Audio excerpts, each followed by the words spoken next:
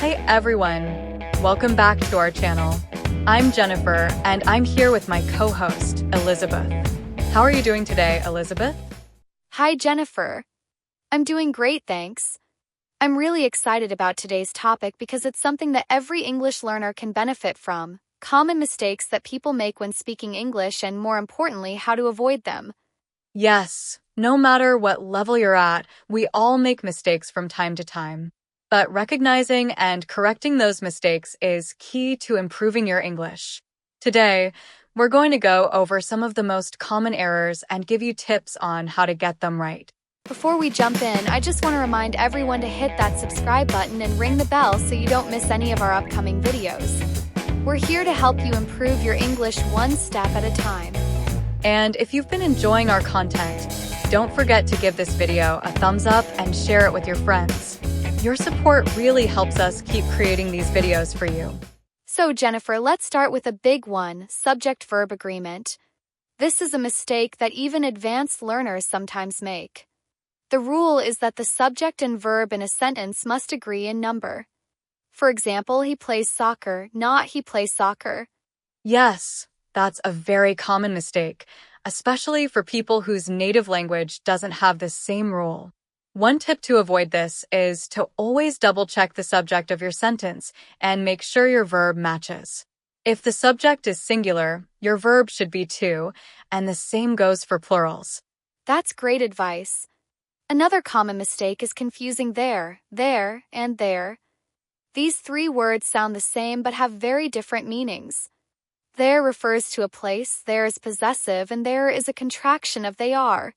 Yes, this one trips up a lot of people. A quick tip is to remember the sentence, "They're over there with their friends." It uses all three words correctly, and if you keep this in mind, it can help you remember which word to use. That's a great mnemonic. Another mistake we often see is with the use of a and an. The rule here is simple. Use a before words that start with a consonant sound and n before words that start with a vowel sound. For example, a cat and an apple. Yes, but it's the sound that matters, not just the letter. For example, we say an hour because the H is silent, making the word start with a vowel sound. On the other hand, we say a university because university starts with a U sound, which is a consonant. Exactly. Another area where people often make mistakes is with prepositions, especially when talking about time. For example, saying in the weekend instead of on the weekend. The correct prepositions are on 4 days, in 4 months and years, and at 4 specific times. Yes, prepositions can be tricky because they don't always translate directly from other languages. A tip here is to memorize common expressions like on Monday, in July, and at 5 o'clock. Once you get used to these patterns, it becomes much easier. That's a great tip.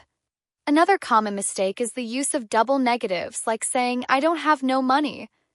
This actually means the opposite of what you intend because the two negatives cancel each other out. The correct sentence should be, I don't have any money. Yes, avoiding double negatives is important because it can completely change the meaning of what you're trying to say. Stick to one negative word to make your sentences clearer. Now, let's talk about pronunciation mistakes. One common error is with the TH sound, which can be tough for learners. It's often pronounced as T or D, but the correct pronunciation involves placing your tongue between your teeth and blowing air out gently. That's a tricky one, but with practice, you can get it. A good way to practice is to say words like think and this slowly, focusing on where your tongue is placed. Over time, it will become more natural. Another pronunciation mistake involves the difference between V and W. In English, V is pronounced with the top teeth touching the lower lip, while W is pronounced with the lips rounded. Mixing these up can lead to confusion, like saying wine instead of vine. Yes, and a good exercise to practice this is to pair words like vet and wet or vest and west.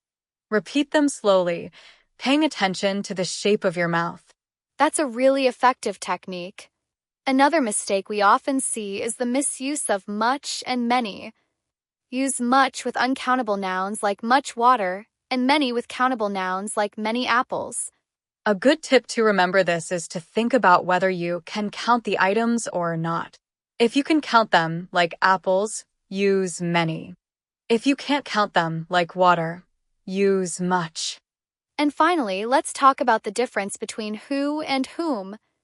This one can be confusing, but the rule is that who is used as a subject and whom is used as an object. For example, who is going to the party versus whom did you invite to the party? Yes, and a quick trick to figure this out is to try replacing who or whom with he or him. If he works, use who. If him works, use whom.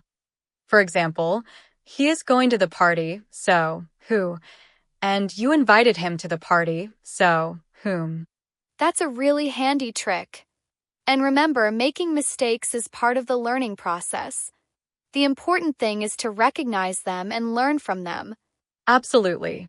And if you're enjoying this conversation and finding these tips helpful, make sure to like the video and share it with others. Your support really helps us continue to create content that helps you improve your English. And don't forget to subscribe to our channel if you haven't already. We've got plenty more videos coming your way, covering everything from basic grammar to advanced conversation skills. So, before we wrap up, let's do a quick recap of today's tips. We talked about subject-verb agreement, the difference between there, and there, using a and correctly, and avoiding double negatives. We also covered common preposition mistakes, tricky pronunciation differences, when to use much and many, and how to differentiate between who and whom. These are all important areas to focus on as you continue improving your English. And most importantly, remember that it's okay to make mistakes. It's all part of the learning process, and the more you practice, the better you'll get. Thank you so much for joining us today. Keep practicing, keep learning, and don't be afraid to correct your mistakes. It's the best way to improve. We'll see you in the next video. Take care and happy learning. Bye for now.